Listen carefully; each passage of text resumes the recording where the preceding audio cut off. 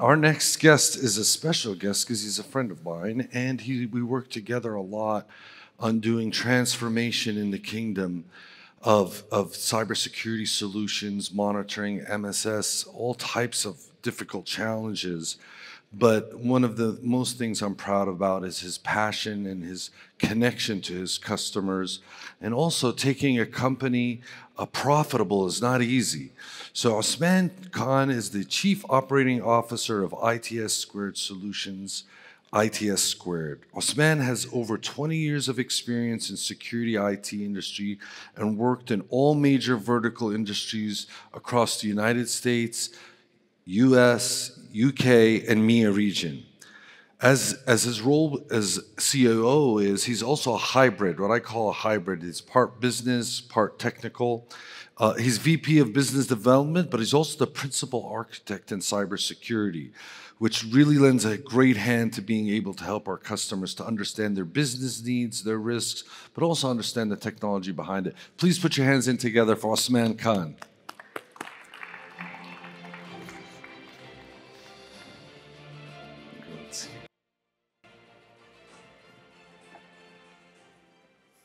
Great. Assalamu alaikum, everyone. Well, again, thank you for the introduction, Samir. My name is Osman Khan. I'm CEO for ITS Squared. We're a cybersecurity company based in Riyadh. Been around since 2003. So thank you very much for attending this session. So today I'm going to talk about CNI, critical national infrastructure and the evolving threat landscape. And along with the size of the problem, the magnitude of the problem, the kind of threats that we're seeing, some of which obviously has already been spoken about previously by the speakers, but I'll reinforce some of those points. But over and above that, we'll talk about the readiness and response that should be taken seriously and how you go about that. So without further ado, that's in its essence the agenda that we're going to go through. One of the things that I just wanted to emphasize is that people from an OT perspective, they conflate some of the terms. So SCADA has almost become synonymous with OT or industrial control systems. But in reality, SCADA and also distributed control systems, DCS systems, and other platforms are part of industrial control systems, okay? And they, in turn, are part of OT systems. So that's why I've just got the concentric rings there just to hone in on that point. But in reality, when you speak to folks and they talk about SCADA, in essence, they're talking about, in many cases, OT technology or industrial control systems. Now, I won't go into too much detail from an architecture perspective, but this is just a sample industrial control system architecture, in particular SCADA. It's based on the Purdue model. So there's a Purdue reference architecture that was defined by the Purdue University from the US many years ago. And it basically shows the different levels of the architecture starting from the bottom. If you see at the bottom, you can see the physical architecture. This is where you have actuators, which basically is anything that takes effect in the real world, in the operational world. So you'll have things like motors there, for example.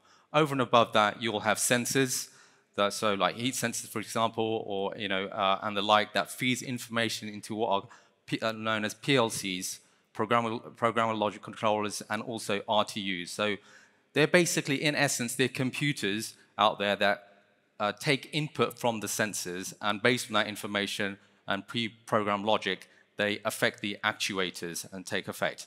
Now, RTUs are more ruggedized versions of PLCs. PLCs are typically a lot larger, and you'll find them within larger facilities, and they require AC-type cooling, right, and the like, whereas RTUs, remote terminal units, is what you'll find deployed in remote regions in harsh conditions, and they're typically ruggedized and with solar panel type power supply. Now, one of the things that obviously you'll see here is then if you go further up, you'll see the supervisory control side of things. And this is where the SCADA system sits. This is where the human-machine interface, the HMI panel, which is what the operators basically, they monitor on a 24/7 basis, right? So it gives you a graphical display of the SCADA environment. And then finally, what you'll see is what's very important to understand is that there are different potential threat vectors that can be compromised by the various threat actors. Now, there's always the insider threat, which we'll talk about a bit more later on. And in many cases, it's not malicious. It can be due to misconfigurations and the like. So but then there are cases whereby which, unfortunately, you only need to bribe one guy in any one given facility and potentially collude with them in order to exploit a given OT environment. So the reality is, as we all know, is that there's no one way of 100% securing your environment. Right? Anyone who believes that is in denial or being delusional. The reality is that we can only do the best that we can from a risk management perspective and take an approach whereby which we look at the potential targeted threats, the threat sources, the threat actors that are targeting your given industry, and making sure that you have prepared your defenses against that. But in reality, what you'll find is advanced persistent threats, typically from nation states, you cannot protect against them because they have so much time, effort, money, resources that if they really want to go after your industry, whether it's IT, OT, IoT, it doesn't really matter, they will compromise you. So I don't want to be the bearer of bad news, but that's just the reality of it. Now, the other thing that you'll notice here on the right-hand side in the middle, you'll see the vendor network. A lot of the infrastructure in OT environments, especially historically, have been proprietary. And as a result, that's both the hardware and the operating systems, right? And as a result, you're wholly reliant on the vendor to provide you support. Those vendors have VPN access typically into your environments. And unless it is secured and they're using multi-factor authentication, for example, that's an avenue whereby which you can be compromised. So one of the recommendations would be don't always have that enabled. Use it when you need their support, enable the VPN connectivity, and then disable it so that it's not always open for abuse. The other thing is, obviously, as a result of COVID, many folks would work remotely, and as a result, they would open up RDP connectivity or VNC or you name the remote connectivity protocols in order to access the facilities. Again, that's an avenue whereby which that you could potentially be compromised. So, and many compromises have taken place as a result of that. In the IT world, as you know, the CIA tried confidentiality, integrity, and availability is the priority in which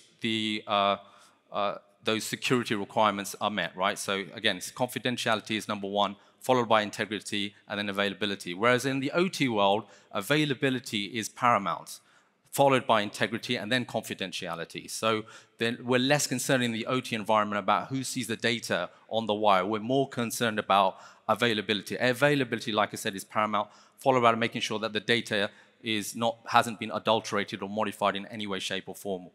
Now, from a requirements perspective, availability-wise, in the IT world, some downtime is okay, right? So, for example, for patch management, for any kind of maintenance and the like, downtime is okay and it's acceptable. From an OT perspective, it's not. So downtime is very rare, and you're talking about potentially having potential downtime maybe in a 3-year period, as opposed to having it, once a month, for example. If you look at from a real-time requirements perspective, again, from an IT perspective, small delays are acceptable, whether you're accessing your applications or on the web, email delays. It's not a big deal if there's some delays. Again, from an OT perspective, it's absolutely critical that the real-time availability is there, down to the milliseconds.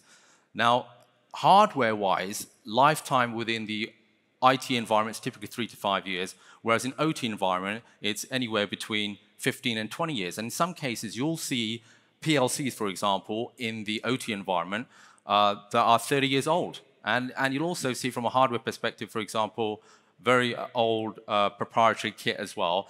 And operating systems-wise, you'll have hardware that's, operating systems running, for example, Windows 2000, and even in some cases, XP, because they don't want to really touch the environment. It's crucial that, again, like availability is the most important thing. So applying patches and the like is challenging. That's why before you deploy any kind of technology in the OT environment, it's absolutely vital that you secure it and lock the platforms down, harden the platforms down to the extent that, so you strip it bare of anything except what you actually require, so that you're not forced to patch things on a regular basis. So having hardened operating systems, hardened platforms, and working with the vendors to make sure that don't expect them just to secure things without your own input. You have to tell them your requirements from a security perspective as part of the non-functional requirements, that's embedded from the requirements phase through to design, build, and operate.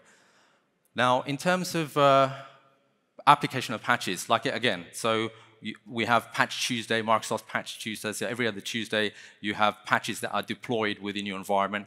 And in many cases, it's not just bugs, it's security patches that have to be deployed. Now, in the OT environment, unfortunately, you don't have that luxury. So again, if you can strip it down and also make your platforms in line with benchmarks like such as CIS benchmarks and best practices, that's crucial. Finally, I would say from a pen testing perspective, in many industries that it's regulated, you need to do pen testing. But in terms of OT environments, even if you run an Nmap scan, an aggressive Nmap scan, or sometimes even if you ping some of the devices with an OT environment, you can take the environment down. Literally, the TCP/IP stacks are quite old, and obviously Nmap can do some funky things. So you have to be very careful when it comes to pen testing within an OT environment. That's not to say that you don't require it. It needs to be done, but it needs to be done ideally in a test or development environment where you can go as aggressive as you like. But in production, it's absolutely a no-no. And then just finally, from a security awareness perspective, what you'll find is in the IT world, we're a lot more familiar from a security perspective due to the number of attacks that have taken place. Whereas if you look within the OT environment, it's still quite, I would say, embryonic. So it needs to be developed further. I think conferences like this and sessions by the other speakers are helping to reinforce that. Now, historically, what we've had in the OT land, as mentioned earlier, it was typically air-gapped. There was no real requirement to integrate with IT. Now, the benefits of integrating with IT allow you to get, for example, big data analytics, allow you to get better reporting, and also efficiencies within the environment. And as a result, and gives you that competitive edge. So there's definitely value in integrating IT and OT, and they talk about the convergence of the two. But it needs to be in a manner whereby which that you're conscious of the potential threats that you're exposing yourself to. Now, traditionally, against in the OT environment, the protocols that we used would be proprietary, right? So there'd be proprietary protocols, and there's literally probably 200 protocols within the OT world. Now, they're starting to consolidate themselves, but there are a large number of protocols, which is why if you're deploying technology, for example, next generation firewalls, they need to be able to do inspect the protocol levels and obviously the payload associated with those kind of protocols. So you need to make sure that if you select any given vendor, that they understand your estate, if that makes sense. Otherwise, how are you going to secure it? You're seeing more and more protocols that are leveraging TCP/IP. So for example, Modbus is a protocol that used to run across serial links. Now it runs across TCP. The unfortunate thing here is that Modbus inherently doesn't have security. So there's no authentication or encryption inherent within that protocol. Which again, I mean, we could target OT, but in reality, the same applies to IT, right? IT intrinsically and historically hasn't always had security in mind, right? From a hardware perspective, again, you'll find specialized hardware in the past, and now that more and more you'll see, like for example, HMI systems that are running rather than on panels, they're running on Windows operating systems now as well. I've already talked about the proprietary operating system. Now, the problem with the proprietary operating systems in the OT environment is they don't always necessarily do a great job of securing the operating systems. If you think about just Microsoft in and of itself, who are constantly, and they've got an army of security folks, they're constantly releasing patches. So they've got that skills and the capability to do that. Whereas in the OT environment, unfortunately, some of the vendors don't have that skills and capability or the resources to do that. And then from a comms perspective, traditionally within the OT world, you'd have serial links, you have copper and the like. And now there's a trend towards obviously wireless and using satellite. And again, that brings it in 5G, and that brings its own potential threats. So we all know about, when did things really start to, as I've put here, Stuxnet's been a game changer, right? So in 2010, there were a number of things that Stuxnet that highlighted. One was that the Natanz nuclear facility in Iran was air-gapped, right? So they just thought, okay, we're air-gapped, we're not connected to anything, we're not connected to the internet, so the risk is very low. But in reality, the way that the virus, the malware that was introduced in Stuxnet was through one of the supply chains. So they infected one of the supply chains to the facility. They took the USB stick with the malware, they implanted it into the plant, and it contained 4 different zero-day attacks. So we're talking about how advanced persistent threats from nation-state actors is such that they've got the capability and the time and the resources in order to develop such sophisticated attacks. And that malware, once it was deployed, it basically initially resided in there for about 13 days. It understood what norm is in terms of what was being fed back to the SCADA system. Then it launches the attack. So basically, the centrifuges which enrich the uranium for uranium enrichment within the centrifuges, they spin at like 1,000 hertz. And it took it up to 1,400 hertz, and then took it right back down to 2 hertz. That obviously damaged the centrifuges. Now, you may wonder, well, okay, why didn't they spot this? Why didn't the operator see this? So, because it was recording the activity and what was the normal activity for the first 13 days, it was basically playing that recorded information back to the operators. So when they were seeing the SCADA system, the HMI, the human-machine interface, basically on that console, it looked as though everything was good. But in reality, they could obviously hear that the centrifuges were being damaged. Now, so 2 things that are very important to understand is, one is there's no such thing as truly being air-gapped, right?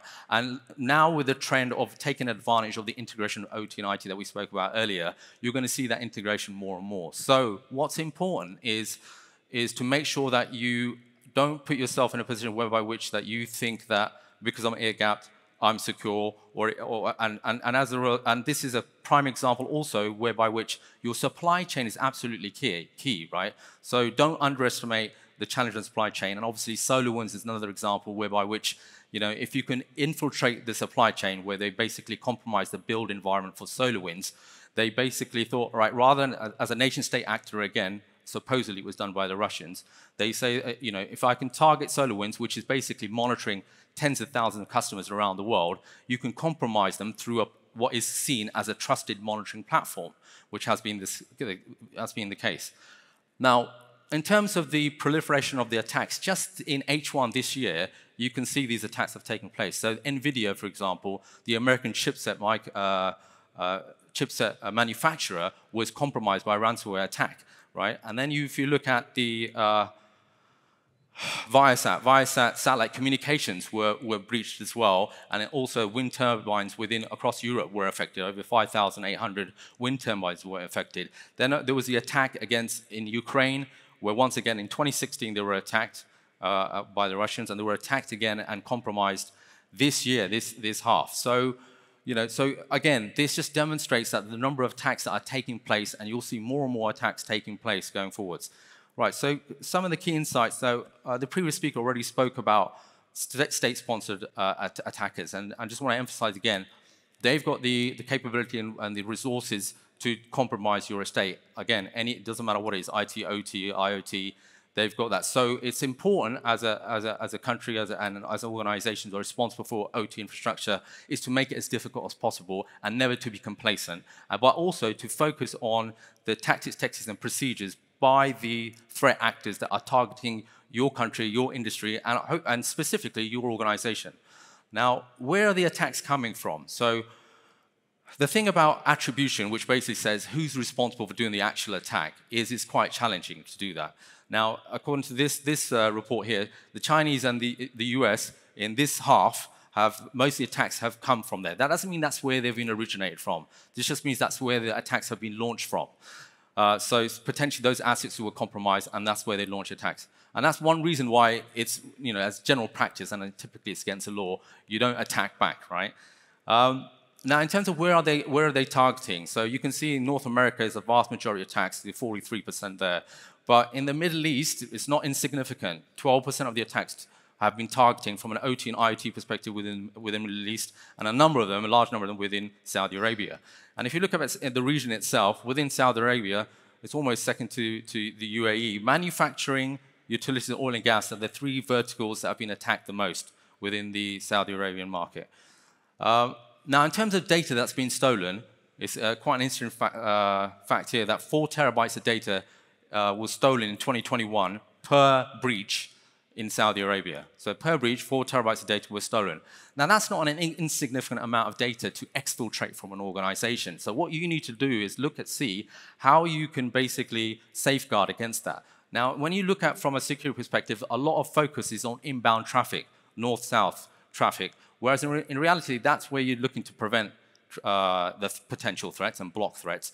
But in terms of outbound communication to a C2 server, a command and control server, and exfiltration of any given data, that's done from the inside of the organization outbound to the internet. So monitoring outbound is even more important than monitoring inbound. But we don't always necessarily look at it from that perspective. The other thing is to obviously be aware of is that in many cases they use techniques like DNS tunneling, where they're hiding the traffic within DNS traffic, which is typically trusted outbound. So keeping an eye on anomalous behavior and using solutions like NDR technologies that are looking at net flow and the like, and looking at see whether this is normal traffic based on observations across a period of time, and now that I can see that this is abnormal traffic, and to take automatic response is also very important. So exfiltration of data and spotting those anomalous tracks is important. The other thing about the attacks, what you'll find is the vast majority of the attacks, and this is a slide from Dragos, you can see that the type or strain of attack, the vast majority of attacks, and each of these dots represent one attack, was from Lockbit. So Lockbit 2.0, which is ransomware basically as a service, has been exploited by a number of threat actors, 3 in particular. That, if you basically understand the tactics and techniques used with this ransomware as a service, you can then look to defend against that, right? And obviously, when you're talking about ransomware, what's crucial is that you have offsite backups mentioned by Smir earlier on, making sure you have good offsite backups that you can obviously recover from. So are they tried and tested offsite backups? Conti is another threat actor that has been quite active as well, as you can see. So again, if you know your enemy, as Sun Tzu says, understand those bad actors and the sources of potential threats, and making sure you prepare for them. Now, from a ICS sector, what are the sectors that have been targeted the most? So manufacturing, as in overwhelmingly, has been attacked. Unfortunately, traditionally, the security controls with manufacturing hasn't been very sophisticated, and that certainly needs further work, as demonstrated here. This is from a global perspective, followed by food and beverage and transportation, but oil and gas and energy there as well, so it's not insignificant. Now, here's a chart that basically shows the amount of ransomware demanded per gigabyte against what was actually paid between 2016 and 2021 in thousands of dollars. So earlier on, if you can see in 2019, it was literally what was demanded was about $5,000, and roughly the same amount was paid.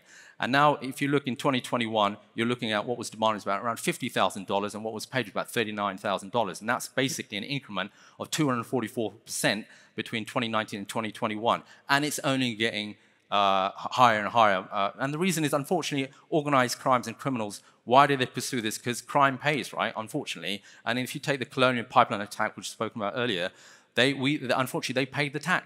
They paid the ransomware. They paid the ransomware. So, and unfortunately, in many cases, they have no choice, right? So I'm not blaming them for that. But that's just the reality. Right, in terms of data breaches, the average cost by country and region in terms of millions of dollars, US, unsurprisingly, is number 1. Number 2 is the Middle East, right? So you're looking at, in 2021, it was roughly 6.9 million, and it's grown by about another 500,000, so 7.46 million in 2021. That's the average cost of a data breach. You can go significantly higher, but again, that's just the average. But we're number 2, if you look at it, relative to the US. Now, the average cost of the data breach by industry, this just shows that, from a healthcare perspective, overwhelmingly targeted from, again, this is a global perspective, so especially in the US, the healthcare is targeted significantly, because obviously and in the UK as well, if you deploy ransomware, encrypt patient data, and you need that patient data, it could be a life and death situation, you'll pay that ransomware in order to get your data unencrypted, right? And there are other ones, and financials, unsurprisingly, are number 2, followed by pharma and technology and energy. Right, so I like this slide in particular, and I know I'm running out of time, but in terms of, this is a great graphic if you're looking for budget, right, from the senior exec. These are a number of factors that if you implement them, they will provide you savings in a given data breach. So if we take at the top, managed security services, if you have that, that's going to save you potentially around $64,000 on average, right, across breaches. Some of the more interesting ones, you go further down to the bottom, you've got artificial intelligence platforms, so SOAR technology, deploying something that will give you a single pane of glass that gives you visibility of the estate, but also to take automated actions against playbook scenarios, as mentioned by the lady here, that gives you the ability to respond very quickly. If you look at the NotPetya virus that took out Reckitt Benckiser and that spread from the OT environment into IT environment, that was literally, that cost them over £100 million sterling, right? Now, if they had a SOAR technology that allows them to provide automated response, because it's spread within 15 minutes, that would have been, unfortunately humans typically don't have the ability to respond as quickly in order to take action. They may detect something, do some initial analysis, but actually taking action ideally would be done with something like SOAR technology. And the proof's in the pudding. You could potentially save $300,000 if you had SOAR technology deployed. And it talks about DevSecOps and formation of an IR team. Having an incident response team in place, whether it's in-house or with a partner or a hybrid approach, is absolutely essential. And having tried and tested playbooks is very important. Now, conversely, this is a slide that shows the kind of factors that if they're in place, it will actually increase the breach, the average breach. So we'll just take a couple of them. So for example, remote workforce, there's 150K that would increase the cost of your breach. And the reason for that is there's another threat vector that can be exploited by the threat actors, right? It talks about skills shortages as well. I'm sure other folks like Comtech will be speaking about it later. And then cloud migration, compliance failures, that's a good one to look at, right? So this is a strong incentive to make sure that you're compliant with the regulations. Because ultimately, I know many folks look at regulation and think, well, this is a pain, right, for us, and we're going to get audited, and we're getting pressure from NCA and SAMA and the like. But in reality, the reason why they're putting that pressure on you is to make sure that your security posture is in the best place that it possibly can be, right? So there's another incentive there. In terms of certs, this I just want to emphasize here. So there's some analysis done on the vulnerabilities that are found in the OT environments. And over 1,000 typically are found in any given year, which is quite frightening if you actually think about it. Now, in terms of the advisories with no patches, so advisories that were announced with no patches, 24% of those, so 24% of the potentially 1,100 vulnerabilities, those advisories, security advisories, 24% did not have a patch. Again, that's disconcerting. Over and above that, 19% of those 24% had no alternative mitigation. So there's no patch, and then there's no mitigating factors that you can take into account and apply. Then if you look at, of the 76% that had a patch, 64% of the advisors with a patch still don't have an alternative mitigation. Again, that's worrying. So, we're literally almost like sitting ducks there, right? Which is disconcerting. Now, in terms of standards, there's a number of standards that have basically been devised. I'll just talk about a couple of them. So you've got IEC 62443. It's actually a suite of standards. It's an international standard that applies to OT technology, industrial control systems. And then NCA is doing some great work, as is SAMA. So they recently released the OT critical controls as well. So that's something that, that they've released over and above the ECC and the standards around CSCC. NIST have some standards as well, but in the interest of time, I'll skip that slide. For NIST cybersecurity framework, what's great about this is it's so that you don't just focus on detect and prevent. The idea is that you look at the whole life cycle, identify, protect, detect, respond, and recover, and then they're given subcategories for each of these. And for each of those subcategories, there are basically references that you can leverage in order to meet compliance against that. The C2M2 is a model, cybersecurity capability maturity model. There are 10 domains, and basically it's developed by the Department of Energy in the US, along with the Department of Homeland Security. These 10 domains, it's used for like a maturity assessment, right? So these are the 10 domains. It takes about a day to do the assessment, so there's definitely value in that, and it looks at it from a maturity perspective. So you can see the maturity and indicator levels at the various stages. So MIL 0, for example, it basically says no practices are implemented, and as you go up, it demonstrates that you've improved your posture. The Cybersecurity Resilience Framework, this was developed by Accenture and the World Economic Forum, believe it or not, and they've actually produced some very interesting white papers and on cybersecurity. Again, in the interest of time, I'm not going to go in details, but if you look at the ring itself, they're the principles that they've defined, and then on the right of each of them, you can see the practices that you would apply in order to abide by the principles, and then they're also, over and above that, sub-practices as well. Now, MITRE obviously does great work. We know all about MITRE ATT&CK for the enterprise, but they also have released a MITRE ATT&CK for the industrial control systems as well. So it defines the tactics, techniques, and procedures. And again, once you know who are the typical threat actors that target in your industry, for example, Conti, like we discussed before, you can basically leverage these tactics, techniques, and procedures in order to ready your organization for such threats. Then you have MITRE Engage, which basically is how you would engage your adversary, right? And how you could potentially disrupt them, how you can look at, for example, deception technology, honeypot technology to detect potential threats and lateral movement, for example, in an organization. Because like I said, any advanced persistent threat actor will potentially compromise your estate if they're determined enough. If they are, and once they're in, prevention is ideal, but detection is a must. How do you go about detecting that threat and then preventing that? Typically, on average, you're looking at 200 days that a given breach takes before it's been contained and eradicated. CIS top 18 controls, basically these are the controls initially with SANS top 20 that were basically defined in order to focus on the key threats to your given organization. So the idea is that if you implement these controls, it will eliminate the vast majority of threats. And what the CIS is now, the CIS top 18, there are a number of sub-controls within each of them. They've defined implementation groups, implementation group 1 to 3. If you implement group 1 itself, you can get, for the top 5 attacks, mentioned here, malware, ransomware, so on and so forth, you can achieve almost 80% protection against such threats. So there's great value in implementing and prioritizing those given controls for implementation group 1.